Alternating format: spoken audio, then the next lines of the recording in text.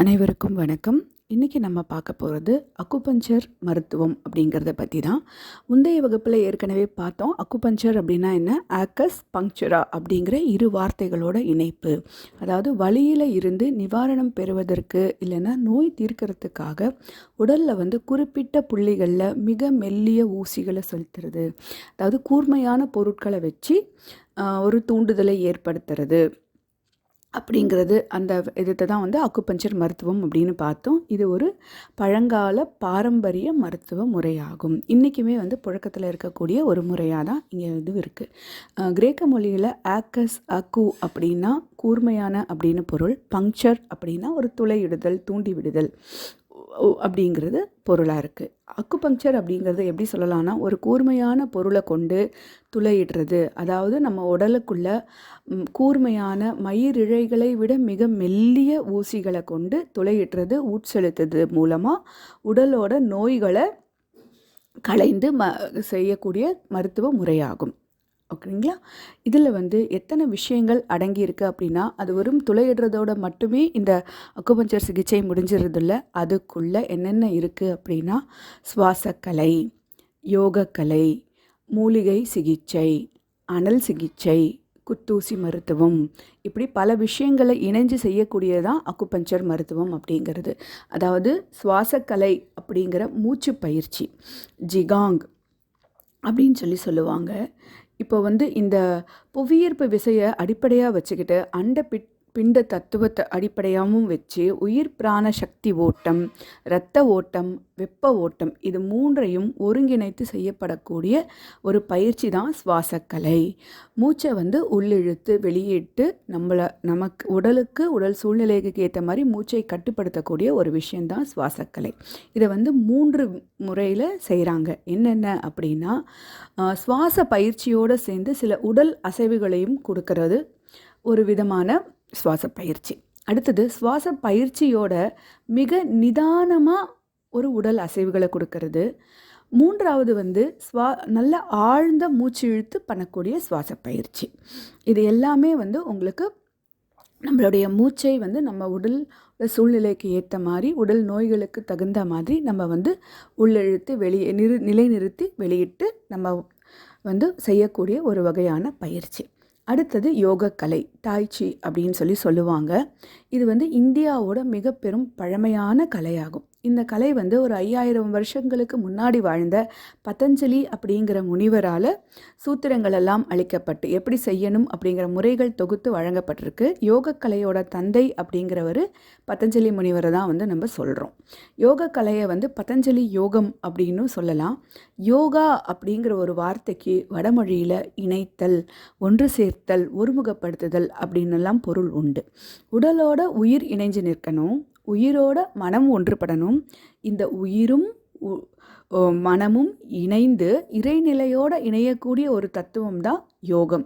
இந்த யோகம் நல்லபடியாக வெற்றி பெற நமக்கு உதவி புரிகிற விஷயங்கள் தான் ஆசனங்கள் அப்படிங்கிற விஷயங்கள். இந்த யோகக்கலையை பதஞ்சலி முனிவர் 8 பிரிவுகளாக பிரிச்சிருக்கிறார். அவை என்னென்ன அப்படின்னு பார்க்கலாம்.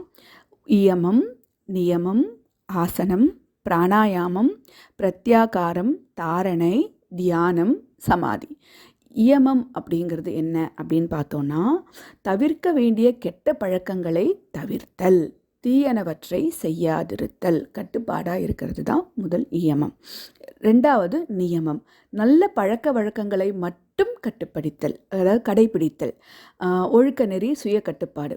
முதல்ல என்ன பண்ணுறோம், இயமத்தில் எதெல்லாம் வேண்டாத விஷயங்களோ அதை களைஞ்சிடுறோம்.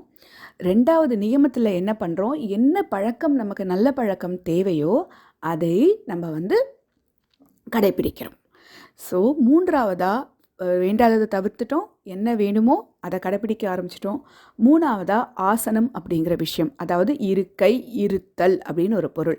உடலை ஒரு குறிப்பிட்ட நிலையில் குறிப்பிட்ட நேர அளவுகளில் இருக்க செய்கிறது உடற்பயிற்சி தான். அதை சார்ந்த நிலைகளை குறிக்கக்கூடிய சொல்லு தான் யோகா ஆசனம், யோகாசனம் அப்படின்னு நம்ம சொல்கிறோம். அடுத்ததாக பிராணாயாமம். இது என்ன பண்ணோன்னா, நம்ம ஆசனத்தோட கூடிய மூச்சு பயிற்சி மற்றும் சுவாசத்தை கட்டுப்படுத்தக்கூடிய ஒரு விஷயமாகும். உடலில் உள்ள நுட்பமான உயிரோட்டங்கள் எனும் பிராணன் மீதான கட்டுப்பாடு தான் இந்த பிராணாயாமம். அடுத்தது 5வதாக பிரத்யாகாரா, அதாவது மனம் பொறி வழி போக அனுமதிப்பது. புறப்பொருட்களில் இருந்து புலன்களை விலக்கி கொள்வதன் வாயிலாக உணர்வு நிலையை அகமுகமாக்குதல், நம்மை நோக்கி நம்ம உள்முகமாக நம்மளோட கவனத்தை திருப்புறது தான் பிரத்யாகாரா. அடுத்தது தாரணை, மனம் உடல் ஆன்மா இந்த 3மே மேல்கண்ட 6 நிலைகள்லையும் நிலை பெறச் செய்கிறது தான்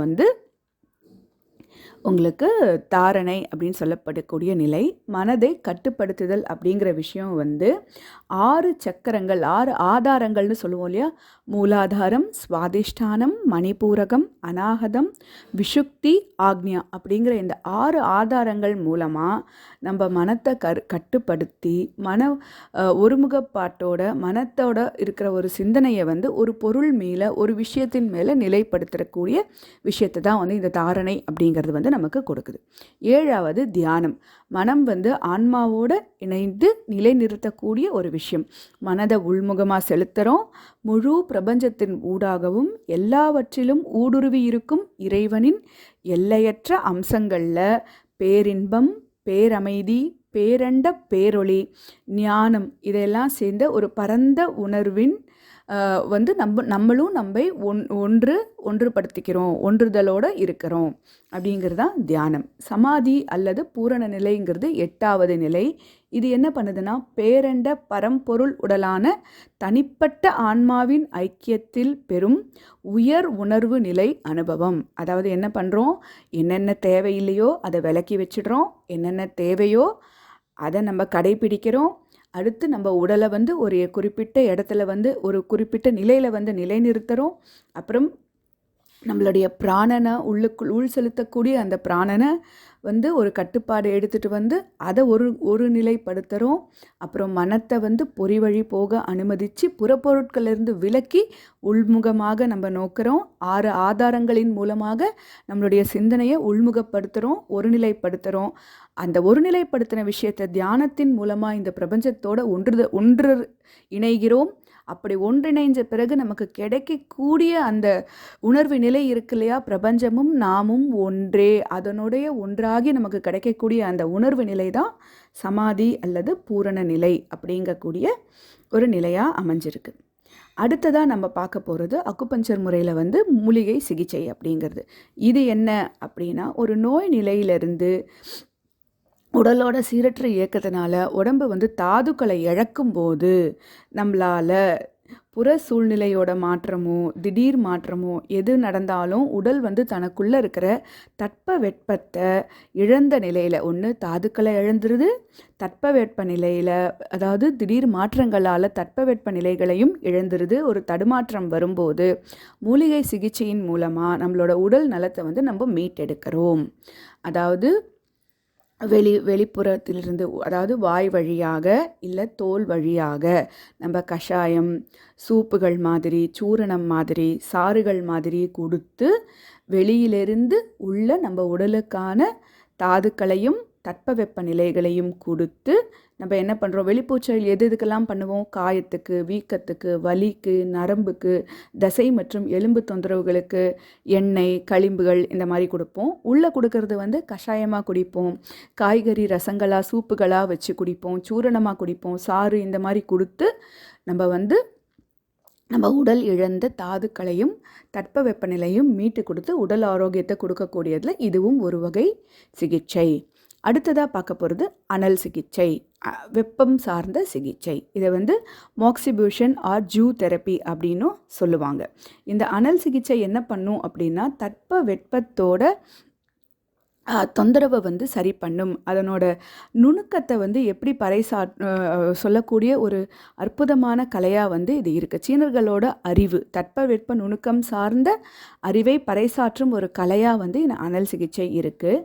இது என்ன பண்ணும் அப்படின்னா, உடம்பில் கூடிய உஷ்ண குறைபாடு ஏற்படுற அந்த மாதிரி சூழ்நிலைகளில் வெளிப்புறத்திலிருந்து நம்ம வெப்பத்தை உடலுக்கு செலுத்துகிறோம்.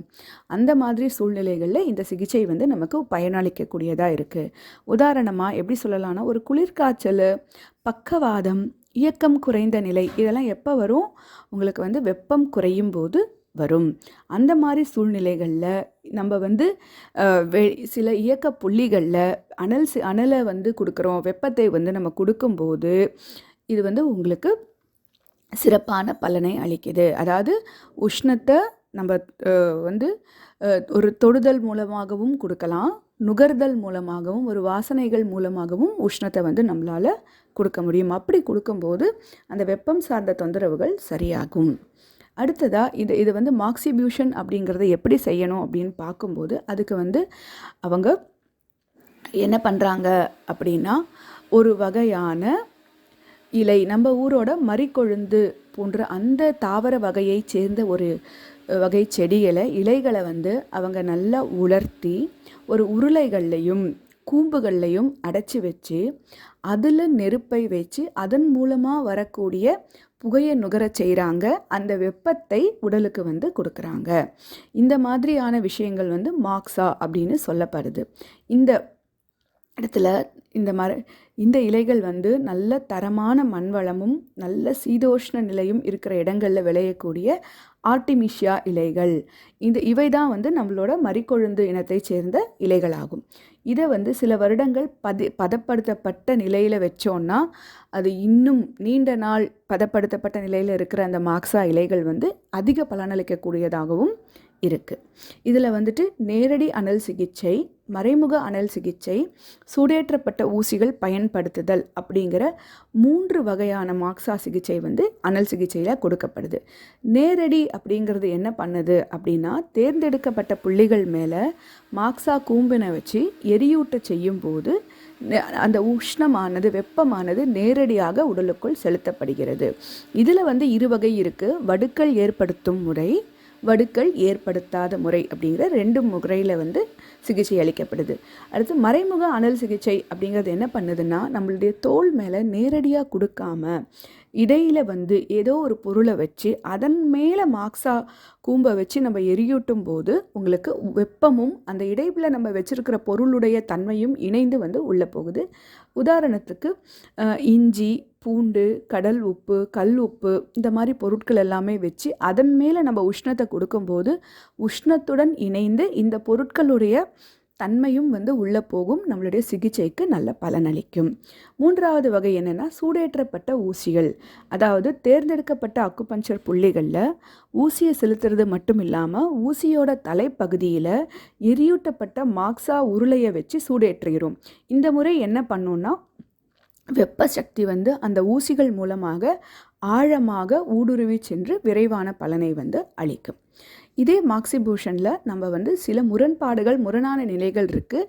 எந்த இடத்துல நம்ம வந்து செய்யக்கூடாது, இந்த உஷ்ணத்தை கொடுக்கக்கூடாதுங்கிறதுக்கு சில கட்டுப்பாடுகள் கொடுத்துருக்காங்க. அதையும் நம்ம கவனத்தில் வச்சுருக்கணும். அதாவது என்னென்னா, வெப்பம் சார்ந்த நோய்களுக்கு வந்து மாக்ஸா சிகிச்சை அளிக்கக்கூடாது. குளிர்காய்ச்சலுக்கு மாக்ஸா அளிக்கலாம், வெப்ப காய்ச்சலுக்கு மாக்ஸா அளிக்கக்கூடாது. அதே மாதிரி உறுப்புகளுக்கான வெளிப்புற காரணிகளாக இருக்கும்போது அந்த சூழ்நிலைகளில் நம்ம மாக்ஸா அளிக்கக்கூடாது.